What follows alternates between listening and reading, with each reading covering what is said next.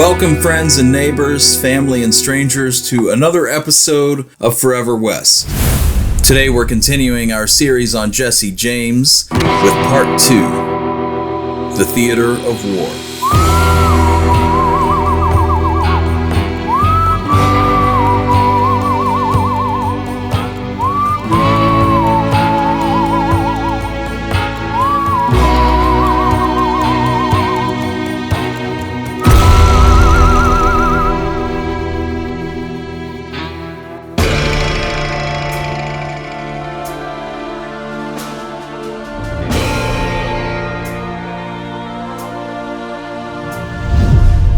The American Civil War officially began on April 12, 1861. After formally seceding from the United States of America, South Carolina ordered federal troops to vacate their position at Fort Sumter. When the federal government refused, the newly formed Confederate forces fired on the fort, thus signifying the official start of open hostilities between the two opposing sides. The central issue around which the war between the states started was the preservation of the institution of slavery.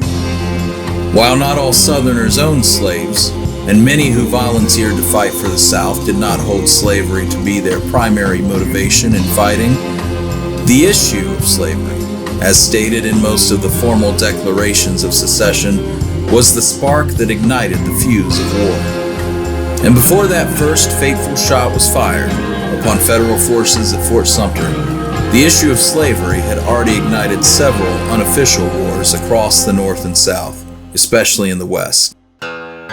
Violence erupted in the Kansas Territory in the late 1850s over the question of slavery.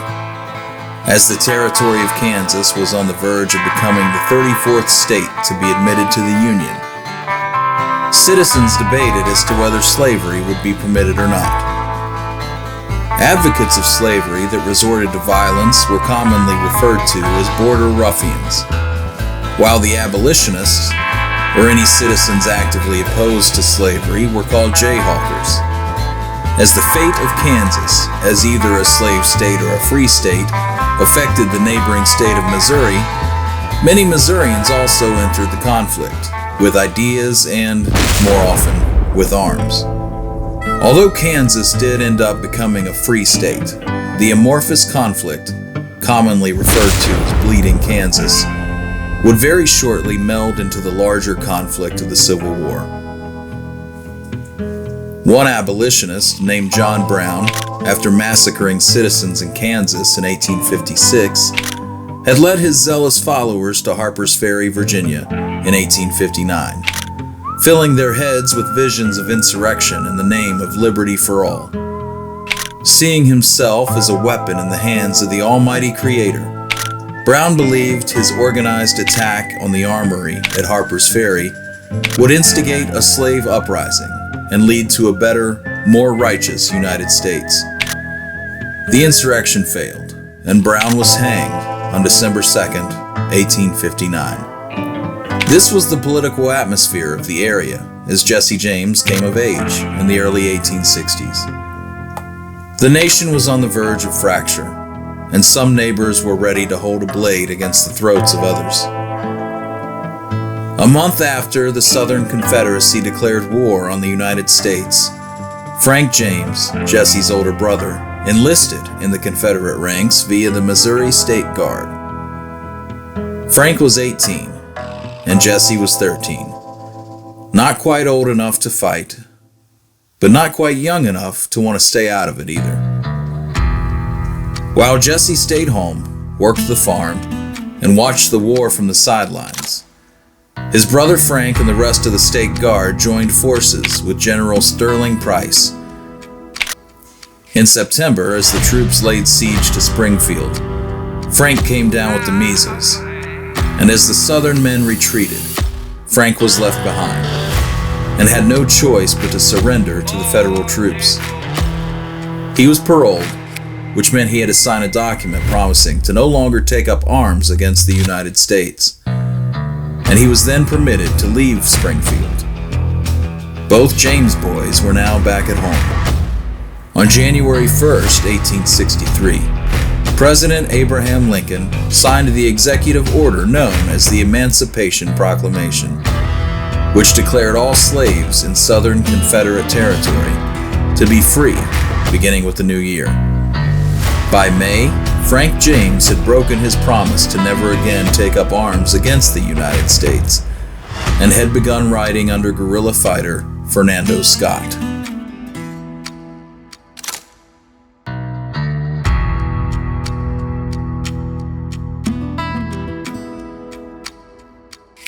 On both sides of the conflict, there were many men who chose not to enlist in the formally organized armed forces of each nation. These men organized their own companies of guerrilla fighters, subject to no government-appointed commanding officer, and beholden to no rules of warfare. As historian T.J. Stiles says of the guerrillas, theirs was a purely tactical war. A war to inflict pain, to punish, to kill, and destroy. Every barn and brook was a battlefield. Every citizen either an ally or a target. Back into such a war rode Frank James that May of 1863, ready to once again do his part to make Union sympathizers bleed. While his younger brother remained at home out of the action, Frank James jumped into the deep end of guerrilla warfare. Immediately after joining up with leader Fernando Scott, Frank took part in ambushes, executions, and raids upon Unionist residents. While the guerrilla mindset may not be condoned, it can in some senses be understood. Aside from the men who joined the band simply to raid and pillage, having no nobler ideas of just warfare in their minds, there were men who believed in the cause for which they fought, and these men propped up their deeds with these ideals. To men like Frank James, this civil war was a conflict to the hilt. Unlike the conventional rules of warfare, guerrilla fighters almost always flew, metaphorically, under what they called the black flag. They gave no quarter, and they asked for no mercy themselves.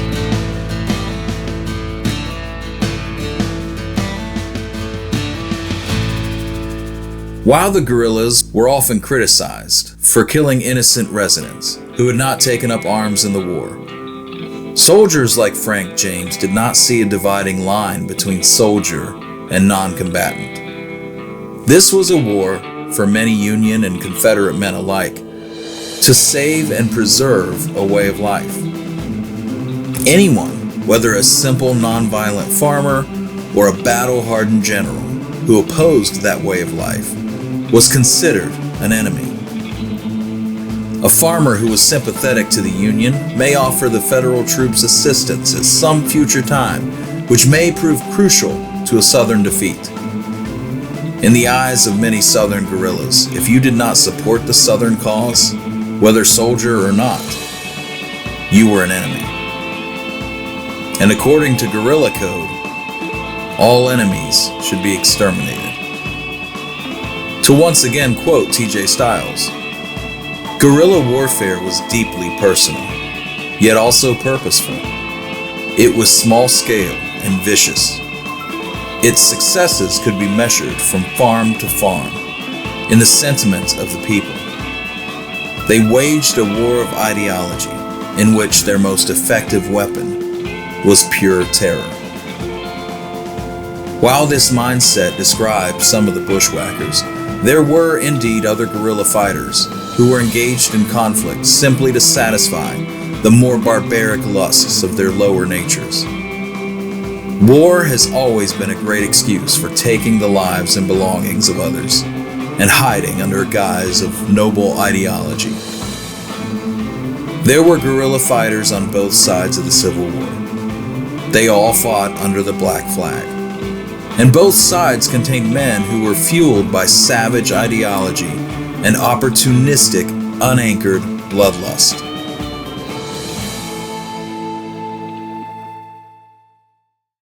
Author and historian Mark Lee Gardner points out that, quote, There was also a practical reason for showing no quarter. Frank James later explained that the always moving bushwhackers had no way to take care of prisoners.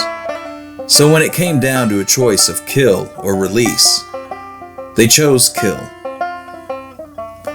Frank had been riding with Fernando Scott for a little under a month when the guerrilla band made their way to the James farm and set up camp in some nearby woods. Zerelda and Reuben Samuel, young Jesse James, and no doubt the rest of the family were all zealous supporters of the Southern cause, and the guerrillas knew they could find repose in the shelter of their property.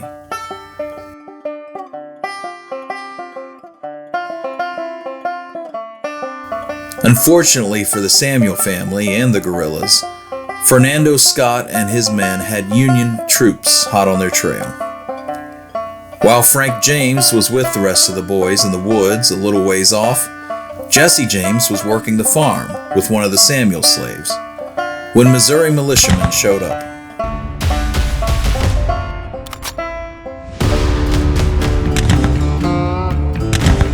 They roughed up Jesse and dragged him from a field back to a spot near the house where they already had his stepfather Reuben under guard. The troops roughly interrogated Reuben and Jesse about where the guerrillas were hiding. While Zerelda was looking on and protesting the rough treatment of her husband and son, the troops, having failed to get any answers from Reuben or Jesse, grabbed a rope and strung Reuben up a nearby tree. When he was let back down, Reuben confessed that his stepson and the rest of the guerrillas were, indeed, camping nearby. And then Reuben led the men to the campsite. Upon being discovered, Fernando Scott, Frank James, and the rest of the men took off into the woods, firing back at the militiamen as they ran. 2 of Scott's men were killed. Frank James escaped, with the majority of the rebel fighters. Reuben and Zerelda were both taken into custody by the Union men, and 14-year-old Jesse was left to care for the rest of the family. This is typically seen as the inciting incident in the Jesse James story. As Frank James would later relate, after that day, Jesse was out for blood. After the skirmish near the Samuel farm, Frank James began riding under the more well-known guerrilla leader, William Clark Quantrill. Quantrill was an Ohio native who had moved to Kansas with 2 other Ohio men in 1857. Shortly after moving west, his friends confronted him with accusations of theft, and Quantrill, socially disgraced, tagged along with the provision train to Utah, gambling and quarreling, and in all probability avoiding any form of honest work. By 1859, Quantrill had gotten a job as a school teacher back in Lawrence, Kansas. But from 1860 onward, he engaged in any form of shady work that would earn him $1, including capturing runaway slaves and returning them to their owners for a reward. Quantrill spent some time in early 1861 learning guerrilla warfare tactics by riding with Joel Mays, a Cherokee leader out of the Indian Nations. And by the end of 1861, Quantrill went solo. He put together his own band and began playing that sweet guerrilla music himself.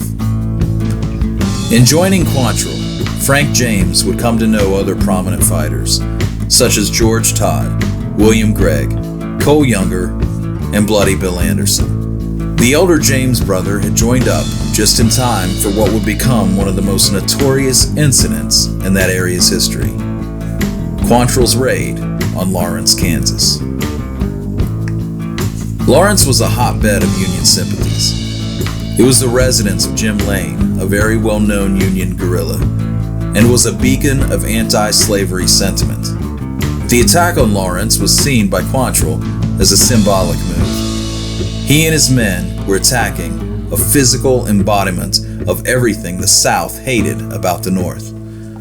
The raid was also a response to Jim Lane's sacking of Osceola in 1861, and also retaliation for a building collapse in which multiple female relatives of the bushwhackers were killed or wounded. Quantrill and his men, including Frank James, raided Lawrence on August 21st, 1863. Quantrill's orders to his men were simple: kill. Lawrence should be thoroughly cleansed, Quantrill said, and the only way to cleanse it is to kill. The guerrillas seemed to show no partiality. They galloped through the town, firing their revolvers and dropping them once all the shots were expended.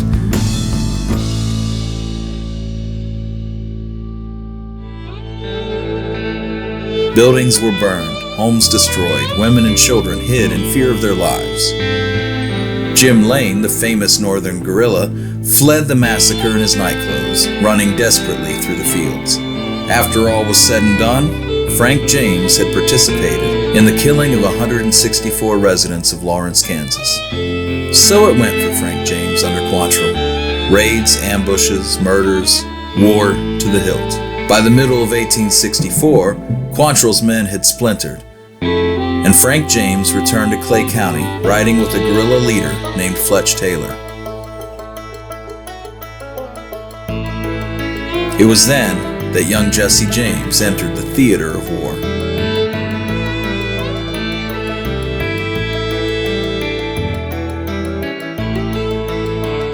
Thanks again for watching Forever West. We hope you enjoyed it. Stick around. Coming out soon is part 3, where we dig into Jesse's exploits during the Civil War.